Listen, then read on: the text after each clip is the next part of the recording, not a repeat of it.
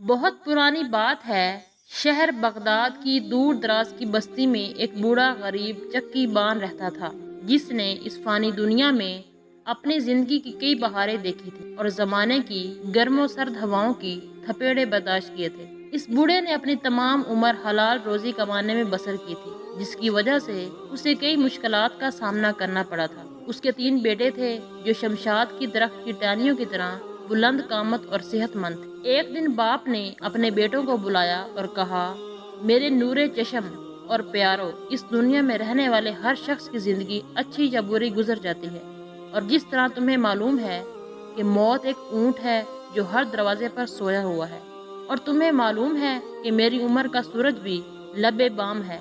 आज नहीं तो शायद कल अपने अमाल की गठड़ी कंधों पर उठाऊंगा और इस फानी दुनिया से कूच करके आलम बका में पहुंच जाऊंगा। अगर सच पूछो तो मुझे इस सफर पर जाने या दुनिया की रंगीनियों को छोड़ने का कोई गम नहीं, लेकिन मेरी गमगीनी का सबब यही चक्की है। मालूम नहीं मेरे बाद क्या होगा और चक्की पर क्या गुजरेगी। चक्की बान के बेटों ने जब बाप की बातें सुनी तो तीनों बेटे बायक्त जबान कहने लगे, अब्बा जान आप मुतमिन रहें, हम हर मुमकिन कोशिश करेंगे कि चक्की के पहिए को घुमाते रहें, ताकि घर के अखराजात की गाड़ी भी चलती रहे और चक्की के ना होने से लोगों को किसी किस्म की तकलीफ भी ना हो। चक्की बान ने मोहब्बत भरी निगाहों से अपने बेटों को देखा और कहा, अल्लाह ताला से कोई बात छुपी नहीं है, और तुम भी जानते हो कि 200 बातें आधे अमल जितनी कीमत भी नहीं पाती, इसलिए कि बात और अमल का दरमियानी फासला जमीन और आसमान के दरमियानी फासला के बराबर होता है। क्या मैं तुमसे उम्मीद रखूं और मुतमिन रहूं कि तुम वाकई में मेरी बातों पर अमल करोगे?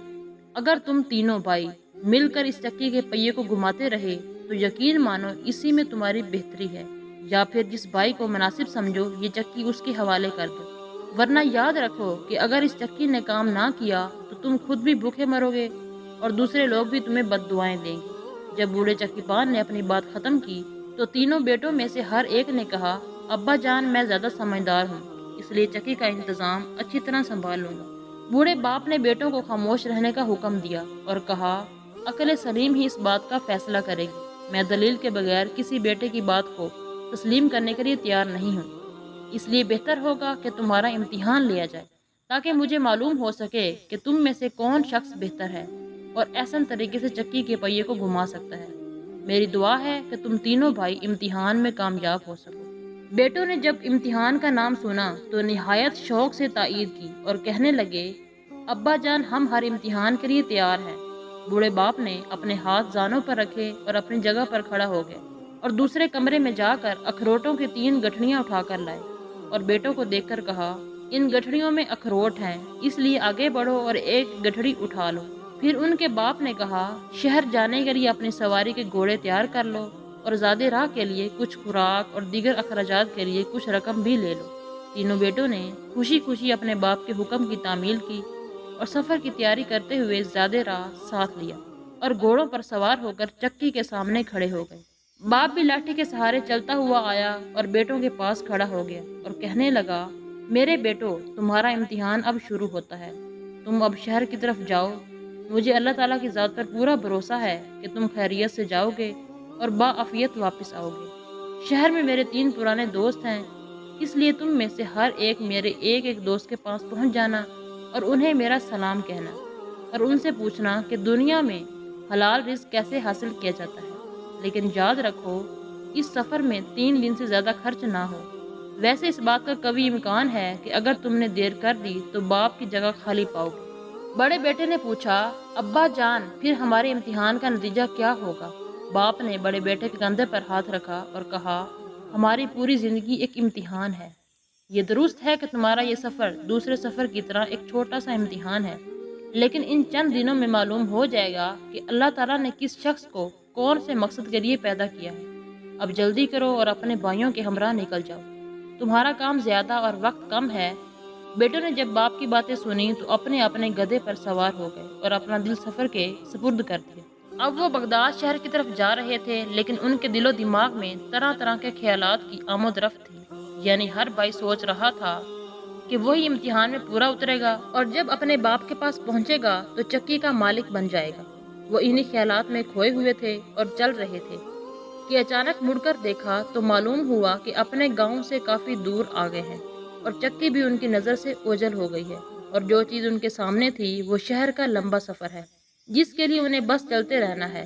کافی دیر سفر کرنے کے بعد وہ چلتے چلتے تھک گئے۔ اچانک انہیں دور سے ایک سایہ دار اور آرام کی جگہ دکھائی دی، اس لیے منجلے بھائی نے دوسرے بھائیوں کی طرف دیکھتے ہوئے کہا، اب آرام کا وقت ہے، میرے خیال سے کچھ کھا پی لیں۔ اگر ہم اسی طرح چلتے رہے تو ہمارے بدن کی باقی ماندہ طاقت بھی جاتی رہے گی۔ دوسرے بھائیوں نے بھی اس کی تجویز مان لی اور اپنے گدھوں سے کھانے کا سامان اتارنے لگے۔ اتنے میں اچانک بڑا بھائی چلایا اور فریاد کرتے ہوئے کہنے لگا، ہائے افسوس، تم نے دیکھا کہ کیا ہوا؟ اس کے دونوں بھائی آگے بڑھے اور پوچھنے لگے کہ کیا ماجرا ہے، کون سی آفت ٹوٹ پڑی ہے؟ بڑے بھائی نے اپنے مشکیزے کی طرف اشارہ کیا اور کہا، رستے میں اس کا منہ کھل گیا ہے اور قطرہ قطرہ کر کے تمام پانی بہہ گیا ہے۔ اب میں پریشان ہوں کہ کیا کروں۔ چھوٹے بھائی نے کہا، تم نے بڑی لاپرواہی سے کام لیا ہے، اب تو ہمیں اپنی پیاس بجھانے کے لیے بڑی مشکل کا سامنا کرنا پڑے گا۔ بڑا بھائی کہنے لگا، بڑا عجیب سفر ہے، لیکن سفر میں ایسے حادثات تو ہوتے ہی رہتے ہیں، اس لیے آؤ بیٹھ کر سوچتے ہیں۔ چھوٹے بھائی نے مشکیزہ اٹھایا اور کہا، پہلا اور ضروری کام یہ ہے کہ پانی کو تلاش کریں۔ بڑے بھائی نے کہا، آگ جلانے کے لیے لکڑیاں جمع کرنی چاہیے، لیکن پانی کی تلاش میں کون جائے گا؟ لکڑیاں کون جمع کرے گا اور کون کھانا پکائے گا؟ تینوں بھائی خاموش تھے اور ایک دوسرے کو دیکھ رہے تھے۔ بڑے بھائی نے انہیں دیکھا تو کہا، مشکل اور اہم کام لکڑیاں جمع کرنا ہے، یہ کام میں خود ہی انجام دوں گا۔ اگر لکڑیاں نہ ہوئیں تو ہم کھانا نہ پکا سکے۔ یہ کہہ کر بڑا بھائی اپنی جگہ سے اٹھ کر لکڑیاں لانے کے لیے چل پڑا، لیکن منجلے بھائی نے مذاق اڑاتے ہوئے کہا، تم تو ایسے کہہ رہے ہو جیسے پہاڑ کودنا ہوگا اور اس میں سے لکڑی نکالی جائے۔ میرے خیال سے مشکل کام کھانا پکانا ہے۔ اگر لکڑی اور پانی موجود ہوں اور پکانے والا کوئی نہ ہو تو ہم بھوکے مر جائیں گے۔ منجلے بھائی نے اتنا ہی کہا تھا کہ جگہ سے اٹھا اور پکانے کے لیے چولہا بنانے میں مشغول ہو گیا۔ اب چھوٹا بھائی رہ گیا تھا اور اس کے سامنے خالی مشکیزہ پڑا تھا، لیکن اسے سمجھ نہیں آ رہا تھا کہ پانی کہاں سے لائے۔ بہرحال اس نے ہمت نہ ہاری اور مشکیزہ اٹھا کر پانی کی تلاش میں چل پڑا۔ اپنے دل میں کہنے لگا، میرے بھائیوں نے اپنا اپنا کام سنبھال لیا ہے، اس لیے بہتر ہوگا کہ میں بھی پانی لانے میں کامیاب ہو جاؤں۔ کھانا پکانے اور پیاس بجھانے کے لیے ہمیں پانی کی اشد ضرورت ہے۔ چھوٹے بھائی نے اپنی رفتار بڑھا دی اور پہاڑ کی طرف چل پڑا۔ چھوٹا بھائی جانتا تھا کہ اکثر پہاڑوں میں چشمے ہوتے ہیں اور شاید وہ بھی کسی چشمے پر پہنچ جائے۔ وہ چلتا رہا اور چلتا رہا۔ اس نے پہاڑی سلسلے کے چند ٹیلے عبور کیے، لیکن جتنا بھی آگے گیا اسے پانی کا وجود کہیں بھی نظر نہ آیا۔ پریشان تھا کہ کہیں ایسا نہ ہو کہ اسے پانی ہی نہ ملے اور اس کے بھائی پیاس سے جان دے دیں اور اسی طرح ہمارا سفر یہیں تمام ہو جائے۔ پھر ہم نہ تو شہر جا سکیں گے اور نہ ہی اپنے باپ کے پہلو میں بیٹھنا نصیب ہوگا۔ پھر وہ کچھ دیر کے لیے ایک چٹان کے سائے میں بیٹھ گیا۔ تھوڑی دیر آرام کرنے کے بعد اس نے ارادہ کیا کہ اپنی آنکھیں اور کان اچھی طرح کھولے اور پانی کے چلنے اور فر فر کی آواز پر دھیان دے، اور دوبارہ پانی کی تلاش میں پہاڑی سلسلوں میں پھرنے لگا۔ وہ اسی طرح چل رہا تھا کہ اسے دور سے پانی کے قطرے کے ٹپکنے کی آواز آئی۔ پھر اس نے اپنے کان کھڑے کیے اور اس آواز کے تعاقب میں چل پڑا۔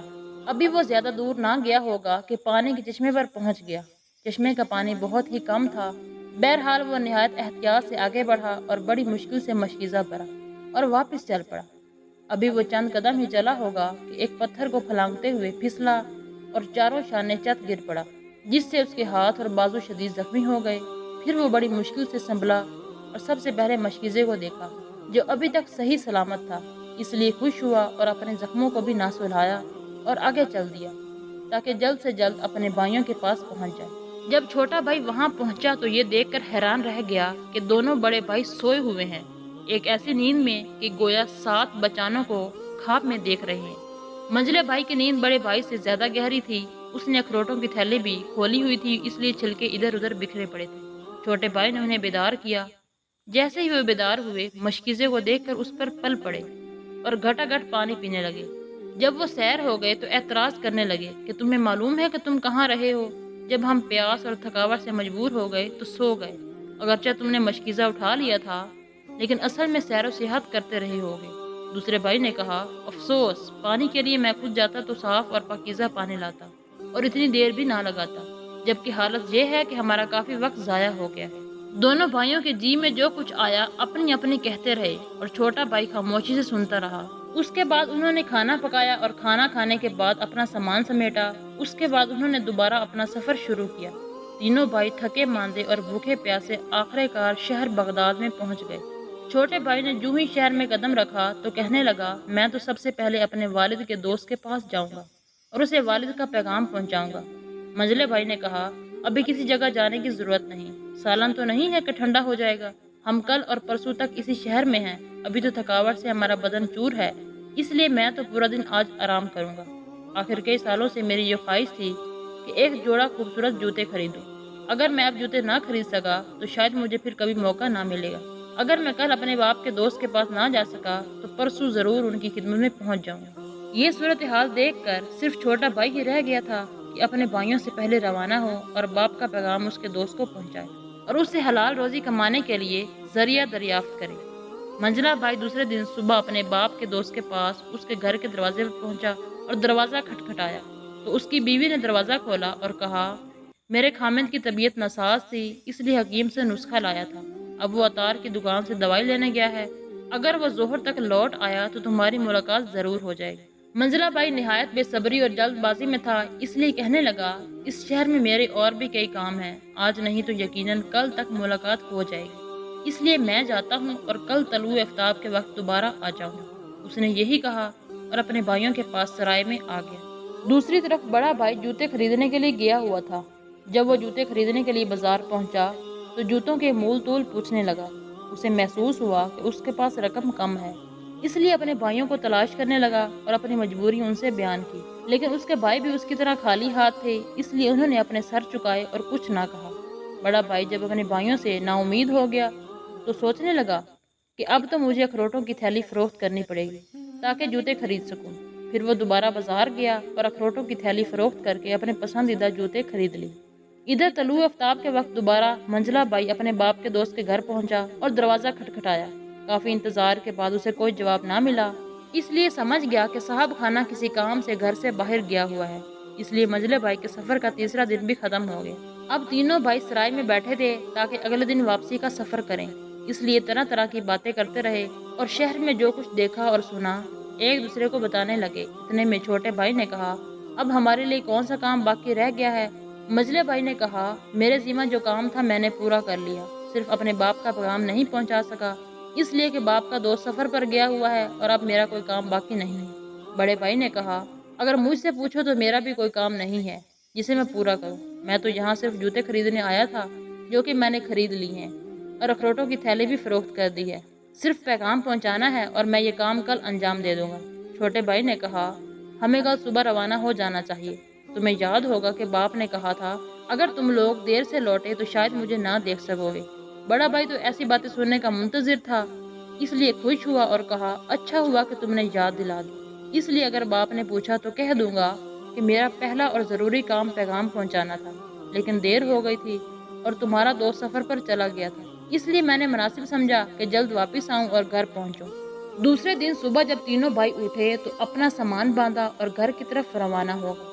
راستے میں بڑا بھائی کچھ زیادہ خوش ہوا، وہ اپنی ہر بات کے ساتھ کہتا کہ یقیناً باپ میری عقل و سمجھ کی داد دے گا اور میرے مقابلے میں تم نے جو کام کیا ہے وہ بے فائدہ اور بے نتیجہ ہے، اس لیے کہ ہمارے چھوٹے بھائی نے تو اخروٹوں کو چھوا تک نہیں، البتہ منجلے بھائی نے اپنی تھیلی سے چند اخروٹ کھائے ہیں اور اپنا جی بہلایا ہے، لیکن میں نے تو ان سے پورا فائدہ اٹھایا ہے اور انہیں فروخت کر کے جوتے خریدے ہیں، حالانکہ عقل مندی یہی تھی کہ تم بھی ایسا ہی کرتے اور کامیابی سے لوٹتے۔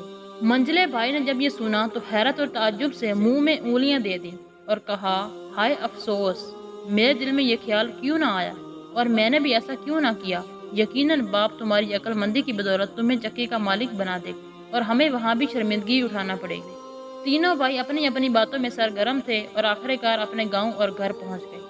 جب باپ کی خدمت میں حاضر ہوئے تو باپ نے کہا، میرے بیٹو، اب جاؤ اور نہا دھو کر صاف کپڑے پہن لو اور کچھ دیر آرام کے بعد میرے پاس آ جانا۔ تینوں بھائی چلے گئے اور نہا دھو کر صاف اور اجلے کپڑے پہن کر کھانا کھایا اور تازہ دم ہو گئے۔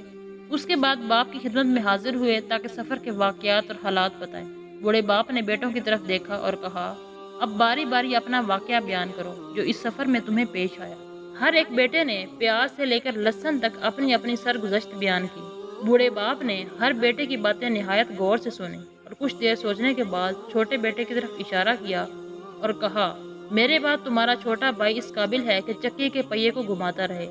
منجلے بھائی نے اپنے باپ کے فیصلے پر اعتراض کیا، لیکن بوڑھے باپ نے گہرا سانس لیا اور کہا، میرے فیصلے کی پہلی وجہ یہ ہے کہ جب تم راستے میں بھوک اور پیاس سے نڈال تھے تو سب سے مشکل کام کی انجام دہی کے لیے تمہارا چھوٹا بھائی ہی کمر بستہ ہوا تھا اور پانی کی تلاش میں نکلا تھا اور زخمی ہونے کے باوجود مشکیزہ بھر کر لایا۔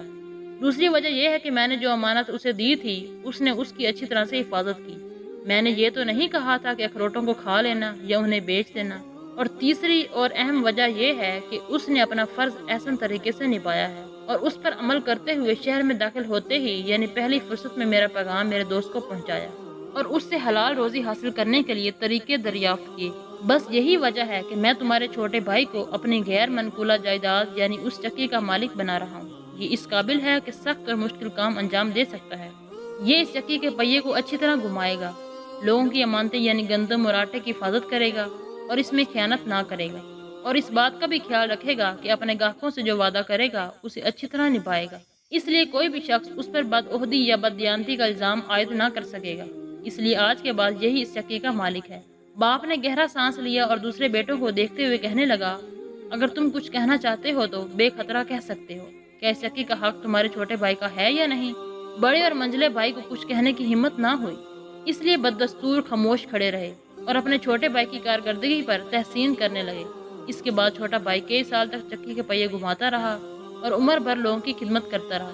وہ کئی سال اس فانی دنیا میں رہا اور اس کے قرب و جوار میں رہنے والے لوگ اس کی دیانتداری کے مترف تھے۔ دوستو، یہ کہانی آپ کو کیسی لگی؟ کمنٹس میں اپنی رائے کا اظہار ضرور کیجیے گا۔ مزید اس طرح کی اچھی ویڈیو دیکھنے کے لیے ہمارے چینل کو سبسکرائب کر لیجیے۔ ملتے ہیں نیکسٹ ویڈیو میں، تب تک کے لیے اللہ حافظ۔